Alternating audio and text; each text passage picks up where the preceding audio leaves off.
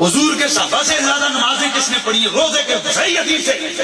میرے آقا سے آج صحابی یاد کرتے ہیں، میں سنی ہوئی آپ نے حدیث، یا رسول اللہ قیامت کب آئے گی؟ میرے نبی پوچھتے ہیں معادت تو تیاری کتنی کی ہوئی ہے؟ اب تیاری تھوڑی کی ہوگی، صحابی ہے یار.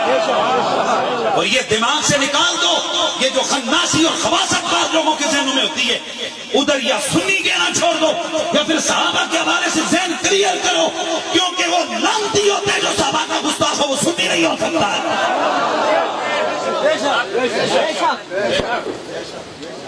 اور سنی غوث پاک کا منکر نہیں ہو سکتا، اور سنی کسی ولی کا منکر نہیں ہو سکتا، سنی کسی صحابی کا گستاخ کیسے ہو سکتا؟ اس واسطے اپنے دل کی ٹھنڈک اور درد اور پھکیاں اور پیڑا اور وہ کام نہیں ہونا چاہیے. کتنا بڑا الزام ہے کہ آپ اگر کسی کو کہتے ہو یہ تو صحابہ کا گستاخ ہے، چونکہ میرے نبی نے فرمایا من احبہم فبحبی احبہم ومن ابغضہم فببغضی ابغضہم. جس نے صحابہ سے پیار کیا اس نے میری محبت کی وجہ سے پیار کیا، جس نے ان سے بغض رکھا میرے بغض کی وجہ سے بغض رکھا. اس کا مطلب یہ ہے جو صحابہ سے پیار کرتا ہے وہ حقیقت میں نبی سے پیار کرتا ہے، اور جو صحابہ سے بغض رکھتا ہے وہ حقیقت میں آمنہ کے لال سے بغض رکھتا ہے. یہ بات آپ سب لوگوں کے ذہنوں میں بیٹھ گئی کہ نہیں؟ تو عقیدہ وہ بنیادی چیز ہے جس کے بغیر عمل کا کوئی ٹھکانہ. جلدی جاگنا ہے یار آپ نے، بالکل. میں جلدی چونکہ ٹائم بہت ہو گیا، میں چاہتا ہوں یہ چھوٹی چھوٹی چیزیں آپ کے ذہن میں ہیں. تو صحابی رسول سے میرے نبی نے فرمایا کیا تیاری کر رکھی ہے؟ صحابی رسول نے نمازیں یقیناً تھی، سب کچھ تھا، لیکن انہوں نے کیا کہ ایک ہی بات کی، اج سانو تانے مار دینا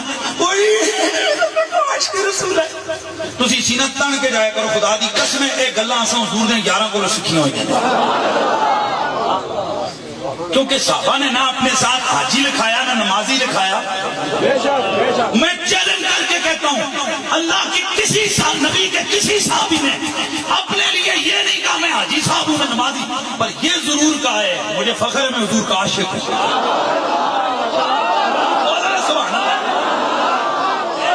ایک دن ایک صاحب نے لگا کہاں لکھا ہے؟ میں کہا بخاری میں. کہاں لکھا ہوا ہے؟ اللہ کی نبی سرور کون و مکان صلی اللہ علیہ وآلہ وسلم کے یار عرض کرتے ہیں یا رسول اللہ آپ نے یہ سوال کیا ہے کہ میں نے قیامت کی کتنی تیاری کی ہے. حضور میں تو صرف اتنی سی بات جانتا ہوں احب اللہ ورسولہ، میں رب سے پیار کرتا ہوں اس کے رسول سے پیار کرتا ہوں.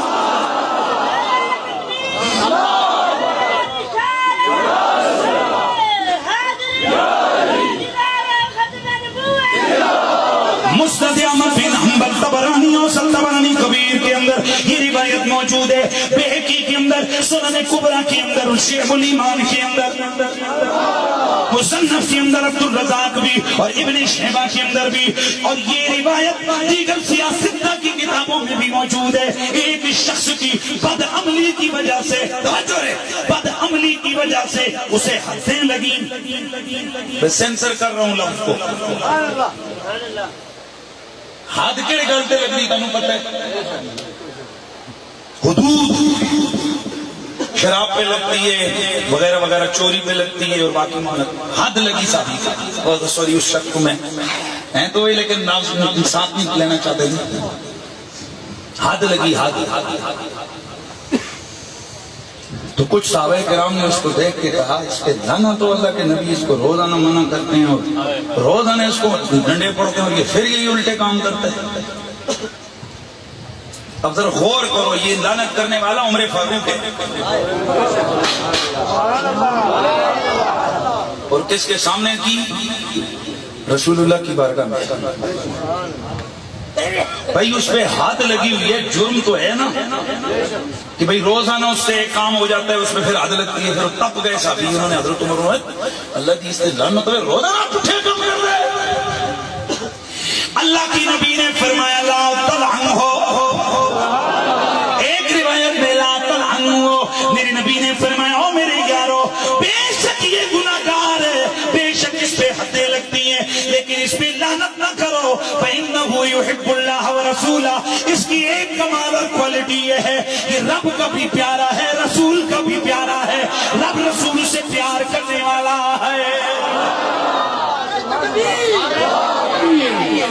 نعرہ رسالت، نعرہ تحقیق، عمل کتنا ہی کمزور کیوں نہ ہو، کسی شخص پہ لعنت نہیں ہو سکتی. ہائے ہائے ہائے ہائے. عمل کتنا ہی کمزور کیوں نہ ہو، حدیں بھی لگ رہی ہوں، لعنت نہیں ہو سکتی. کب تک؟ جب تک نبی کا پیار دل میں موجود ہے اور بڑے بڑے بسترے عملوں سے بھرے ہوئے ہوں. اگر عمل تگڑے ہیں، نبی سے رشتہ نہیں ہے، تو لعنت ہم ڈالیں نہ ڈالیں، لعنت خود گلے میں آ کے ڈل جاتی ہے. سانو لعنت پان کی لوڑ ہی نہیں تھی. یہ تو ہو گئی نا جنرلی بات. اب ہم پھر جاتے ہیں اپنے عقیدے کی اور اس طرف. ختم نبوت کا عقیدہ وہ عقیدہ ہے. آج کسی سے پوچھو بابا بولو تمہارے اس عقیدے کو کدھر سے تم نے ثابت کیا؟ وہ کہتے جی بس ایک بخاری کی حدیث ہے، کوئی کہتا ہے مسلم کی حدیث ہے، کوئی کہتا ہے قرآن کی ایک آیت ہے، میں نے اس سے فلان انداز استدلال سے استدلال کیا ہے. لیکن سنو عقیدہ ختم نبوت کتنا تگڑا مضبوط عقیدہ ہے. عقیدہ ختم نبوت وہ عقیدہ ہے کہ جس کا استدلال اگر کیا جائے قرآن کی 100 آیتیں مستدل، کتنیاں؟ قرآن کی 100 آیتیں مستدل، نبی کی 500 سے زیادہ حدیثیں مستدل گئے. اور یہ اتنا قطعی عقیدہ ہے، اس میں کسی قسم کی کوئی بھی شک کی گنجائش ہے ہی نہیں. اس قدر یہ قطعی عقیدہ ہے کہ میرے نبی کے صحابہ نے 700 صحابہ نے اس ختم نبوت کے عقیدے کی پہرے داری کے لیے اپنی جانیں قربان کر دی، اپنے بچے قربان کر دیے، اپنے گھر بار لٹا دیے. اور یہ قیامت تک آنے والوں کو یہ میسج دے دیا کہ عقیدہ ختم نبوت اتنا قطعی عقیدہ ہے کہ اس میں صحابی کی جان جا سکتی ہے، اس میں کوئی تعویل نہیں ہو سکتی، اس میں کمی بیشی نہیں ہو سکتی. اللہ کے نبی نے جو فرما دیا کہ میں آخری نبی ہوں، میرے بعد کوئی نبی نہیں ہے، کسی قسم کا کوئی نہ ذلی نبی، نہ بروزی نبی، نہ تابع نبی، نہ امتی نبی، نہ چھوٹا نبی، نہ مستقل نبی، کوئی نبی بھی نہیں ہو سکتا. لیکن میرے نبی نے فرمایا ایسے 30 بدبخت آئیں گے، ایسے 30 بدبخت آئیں گے جو یہ دعویٰ کریں گے کہ ہم نبی ہیں، لیکن آؤ میرے امتیوں تم مجھ محمد کی یہ بات ذہن میں بٹھا لو، میں آخری نبی ہوں، میرے بعد کوئی نبی بولو تو میں نے عرض کیا تھا 30 سے کم بھی نہیں ہو سکتے.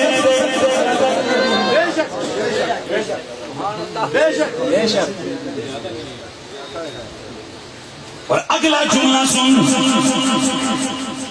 اگر 29 گستاخ دعوی نبوت کر دیں، اس 29ویں کی بات 1,00,000 سال گزر جائے، جب تک 30واں دعویٰ نہیں کرے گا قیامت آ ہی نہیں سکتی ہے.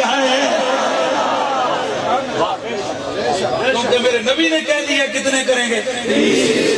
اب مسئلہ یہ نہیں کہ ہم ختم نبوت کو ثابت کرنے کے چکر میں لگ جائیں، اب مسئلہ یہ ہے کہ وہ 3 لوڑنے نے، ہاں جی ماشاء اللہ انہیں 3 نو فوکس کرنے، انہوں میں چکڑے کڑے آئے. یاد رکھو لوگوں، کوئی چیز اگر فوکس کرنی ہو، کئی دفعہ ممکن ہے ایک معاملے پہ میرا فتویٰ ہو، مولانا کا فتویٰ ہو، شاہ جی کا فتویٰ ہو، لیکن سن لو جب کسی چیز پہ امت کا اجماع ہو جائے، امت کا اجماع یہ بھی شریعت کی دلیلوں میں سے ایک. ویسے تو کئی لوگوں نے کہا جی نہیں یہ تو دعوی نبوت وغیرہ وغیرہ، لیکن جن لوگوں نے دعوی نبوت کیا ان میں پہلا بدبخت مسلمہ کذاب، جس نے میرے نبی کے زمانے میں یہ دعویٰ کیا اور اس کی سرکوبی کے لیے حضرت سرکار سیدنا صدیق اکبر نے لشکر بھیجا. جاگنا یار ماشاءاللہ بسم اللہ. لشکر بھیجا 4000 کا مسلمانوں کا لشکر، اور ادھر 44,000، ایک روایت میں 30,000 گستاخوں کا لشکر. ان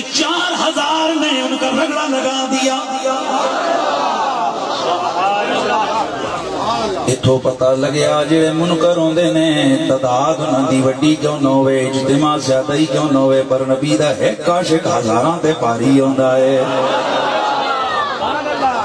مسئلہ وے نبی دے عاشق اپنی غیرت نو سامنے رکھ کے میدان چ کھلو جاون، میدان میں اگر کھڑے ہو جائیں تو وقت کا فرعون بھی ٹکر لے رہا ہو۔ اس گئے گزرے دور میں 1500 بندہ فیض آباد کی یخبستہ راتوں میں بیٹھا ہوا ہو، اور لوگوں بھی علامہ جواد حیدری گفتگو فرما رہے تھے، یہ تو 1953 کی بات تھی کہ شاید وہ دور بڑا تگڑا دور تھا۔ میں کہتا ہوں خدا کی قسم امت کی مائیں ابھی بانج نہیں ہوئی ہے، یہ قوم ابھی تک مری نہیں ہے، یہ قوم ابھی بے غیرت نہیں ہوئی ہے، یہ مسلمانوں کی ملت ابھی بھی ان میں عمل کی کوتاہی بہت زیادہ صحیح، ان کی داڑیاں منڈی ہوئی ہیں، یہ ہاتھوں میں روزانہ موبائل رکھ کے فلمیں دیکھتے ہیں، یہ گندی چنگی مندی حرکتیں کرتے ہیں، لیکن خدا کی قسم ہے آج بھی اس گئے گزرے دور میں بھی اس زمانے میں بھی نبی کی عزت و ناموس کا مسئلہ ہے تو آج بھی وہ مائیں موجود ہیں جنہوں نے اپنی ان چھاتیوں سے ان کو دودھ پلایا، اس دودھ کے ساتھ وہ لوریاں بھی ہیں جن لوریوں کا اثر یہ گئے کہ یہ گولی سینے پہ کھا سکتے گئے، نبی کی ختم نبوت پہ کوئی سمجھوتا نہیں کر سکتے۔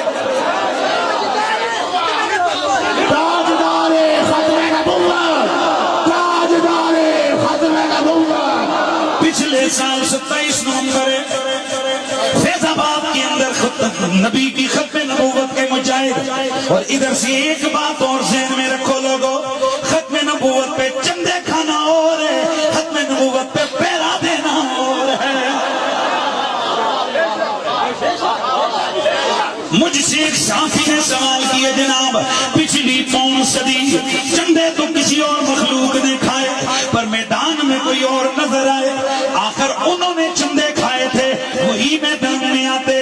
میں ہنس پڑا، میں نے کہا اور تجھے سمجھ نہیں آئی، مجھے ایک سوال کا جواب دے، اگر تجھے اللہ 20 سال کے بعد ایک سونا پتر دے تو ایمان سے بتا تو اس کے لیے صدقے کا بکرا ڈھونڈے گا، تو مریل سا بکرا لائے گا یا طاقت تکڑا بکرا لائے گا؟ وہ کہتے ہیں جناب میں تے کہوں جنہ سونا پتر ہے وہ بھی چنگی قربانی ہوئے، اچھا بکرا ہو، کیونکہ مریل مزہ ہی نہیں ہے، کتنا لاڈلا پتر ہے، کتنے عرصے کے بعد آیا ہے۔ میں نے کہا ادھر سے پتا چلا اگر پیار سچا ہو تو اگر پیسے بھی پاس ہو کوئی باپ نہیں چاہتا کہ میرے بچے کی قربانی کوئی مریل جانور لگے، کوئی حرام جانور لگے۔ اسی طرح اگر میں نہیں چاہتا کہ میرے معبود کی قربانی کوئی کمزور جانور لگے، رب کیسے گوارا رکھ سکتا ہے، رب کیسے گوارا کر سکتا ہے کہ میرے یار کی ختم نبوت کی قربانی کوئی مردود لگے؟ خدا کی قسم ہے ازلا تو فیصلے ہوئے نبی دیاں قربانیاں نبی دی عاشق ہی لگ دے نے۔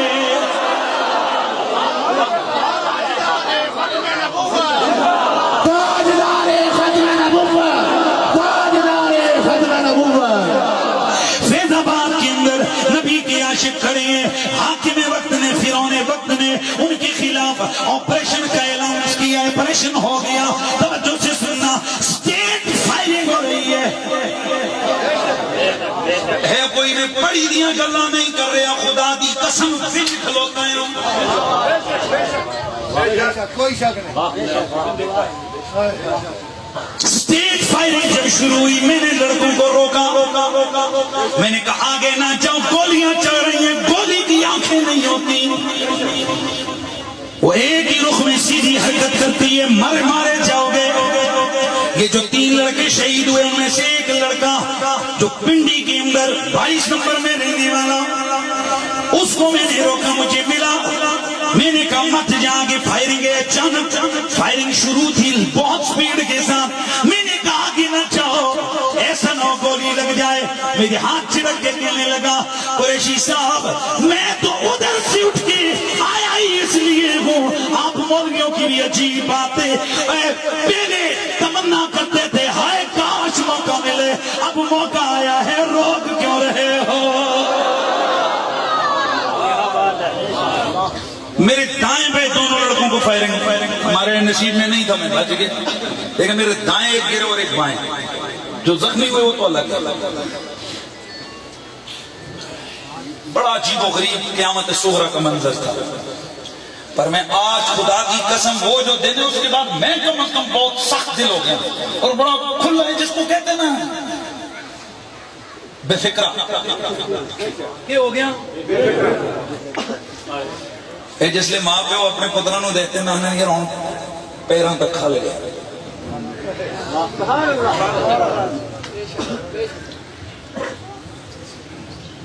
بات سمجھ آئیے؟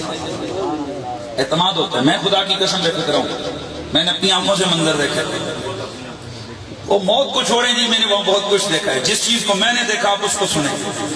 جب ہم ان زخمیوں کو اٹھا کے لے کے گئے ہاسپٹل میں، سینٹرل ہاسپٹل، کیونکہ ہم پنڈی والے تھے تو الحمدللہ اللہ تعالیٰ نے پنڈی والوں کو، اور بڑا مزے کا جملہ ایک شخص نے بولا تھا، لوریو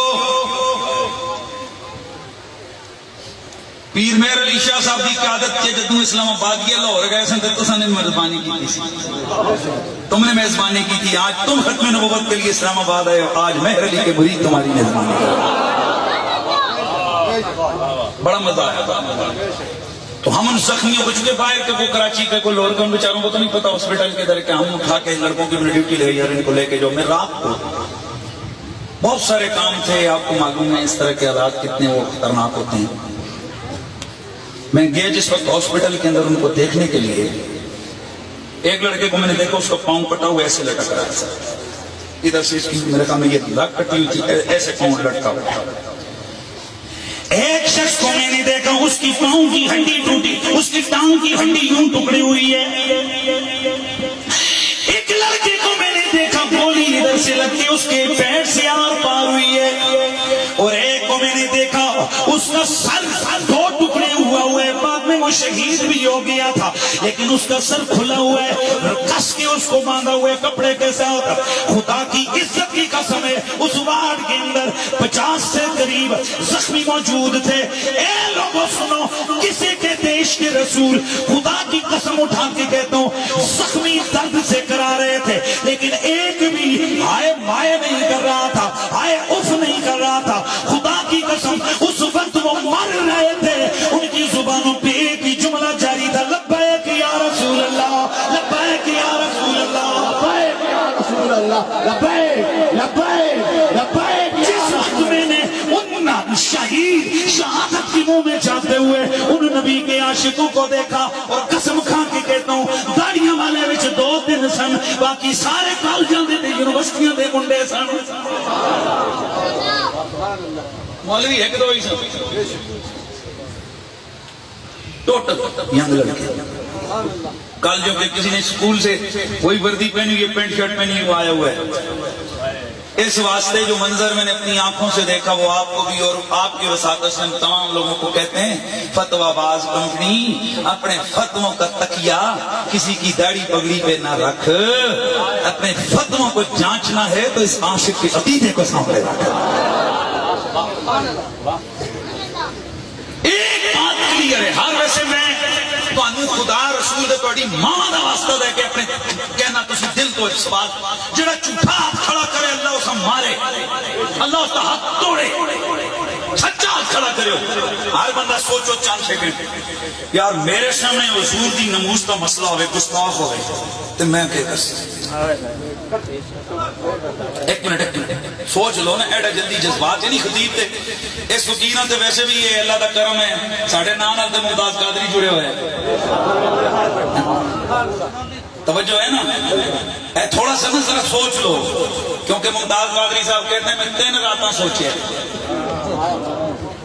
آپ کو سمجھ نہیں آئی؟ جذبات میں کام کرنا اور ہوتے ہے تو سوچ ساچ کے جان قربان کرنا اور اتھے میں تو انہوں پامپ کراں تو سی ڈنڈے سوٹے چپ ہوتے ہو اللہ تو صرف کہ یار مولوی صاحب کی جوش کی آکے دیسی گل کر دیتا، لیکن آپ کو 3 دن دیے جائیں، پھر آپ کے سامنے پیش کیے جائے بچہ بھی ہے، تیرا بڑھا پیو بھی ہے، لاکھ روپے 50,000 کی نوکری بھی ہے، تیرے پائی بھی ہیں، تیرا مستقبل بھی ہے، تو پھر سارے کسی نو لتاں تلے دے کے بندہ کہے سب کچھ حضور تو قربان، تو پھر جانا وہی ہوتا ہے۔ اور پھر بندہ وہی ہوتا ہے نا، جنا وہی ہوتا ہے. تے گل سنو، پھر ان مزاراں تے رونقاں جنیاں دیاں لگدیاں نے، خسریاں دیاں نہیں. پھر تسی وہ دوسرے پاسے نہ لے جاؤ، میں اور جنے دی گل کرتا ہوں. اگر میں آپ کو بتاؤں نا تو اس معنی میں سب تو بڑا جنا حضور دی ذات ہے. ویسے میں آپ سے ایک سوال پوچھتا ہوں کہ قبر میں آپ سے سوال ہوگا، ما کنت تقول فی حاضر رجل، اس جنے دے بارے میں تو کی کہیں دس. یار نہیں، یار نہیں،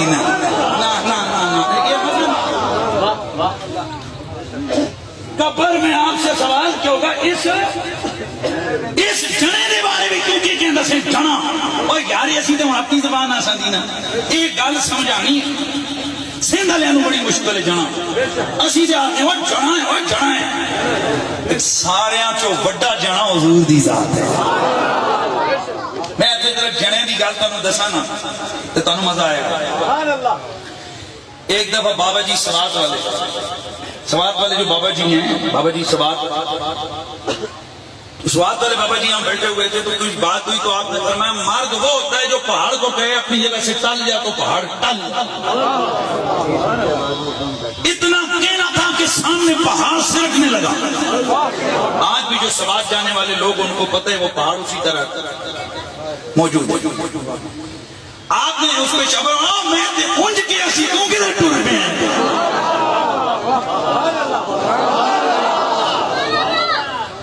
اب ذرا میں تم صوفیاء کو سمجھنے والے لوگ ہو، اب ذرا میں آپ کو سمجھانا چاہتا ہوں، یہ مجازیب جو ہوتے ہیں نا، مجذوب، یہ کڑیاں والے کپڑے کیوں باندھے؟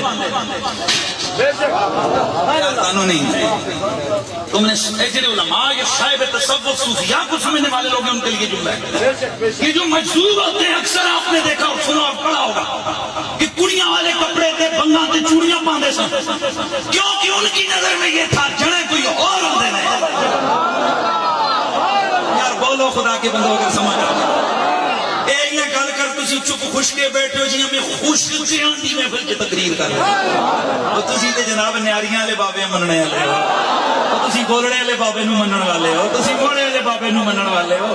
ہاں جو صوفیاء کی بارگاہوں میں جا کر بیٹھے انہیں پتہ لگ ویندا ہے خوش کا کون ہوتا ہے. ہاں تے کس پہ مرشد کی محبت کی تراوٹ نرمی پڑی ہوئی ہوتی ہے. اور گل سمجھ آئے گی. قبر میں کیا سوال ہوگا، ما کنتا تقول فی حاضر رجل، اس جنے دے بارے میں کیا بات کہاں سے ادھر آئی بھئی، کہاں سے بات ادھر آئی، کیا بات ہے؟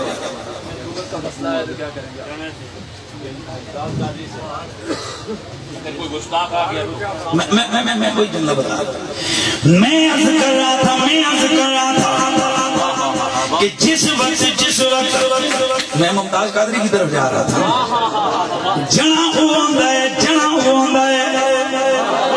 اور کیا ہوتا ہے، مرد حقیقت میں وہ ہوتا ہے کہ جس کا ذاتی تاجدار ختم نبوت سے ایسا رشتہ ہو کہ وہ یہ کہہ سکے، وہ یہ ثابت کر سکے، یا نبی اللہ میرا جینا بھی آپ کے لیے، میرا مرنا بھی آپ کے لیے. تو بات میں وہ کر رہا تھا پنڈی کے حوالے سے کہ ان لڑکوں کو میں نے دیکھا نا تو وہ جناب وہ کیا کہہ رہے تھے، مرتے ہوئے بھی کیا کہہ رہے تھے.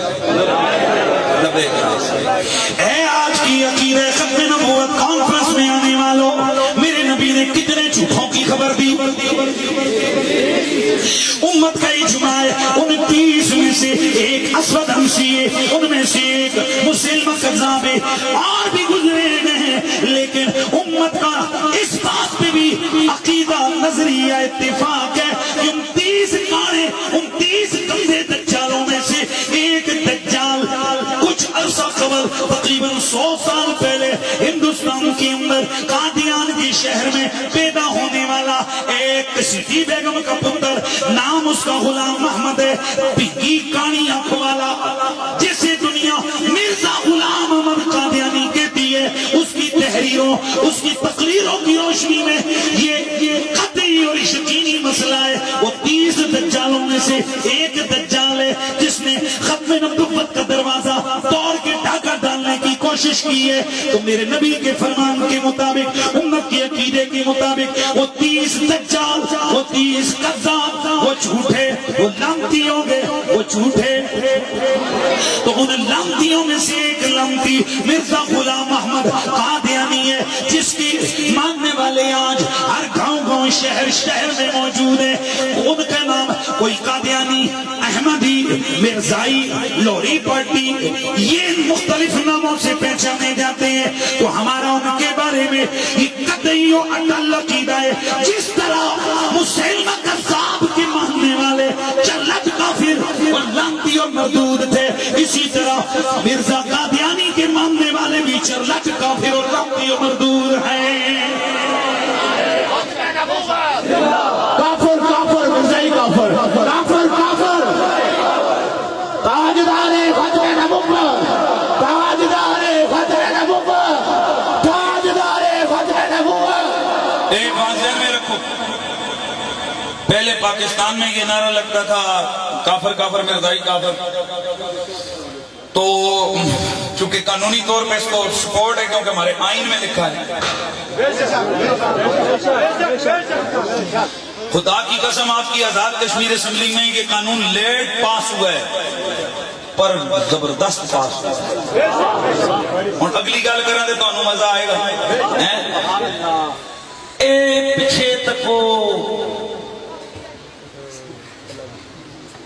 قرارداد پیش کرنے والا بھی آمنہ دے لال دا غلام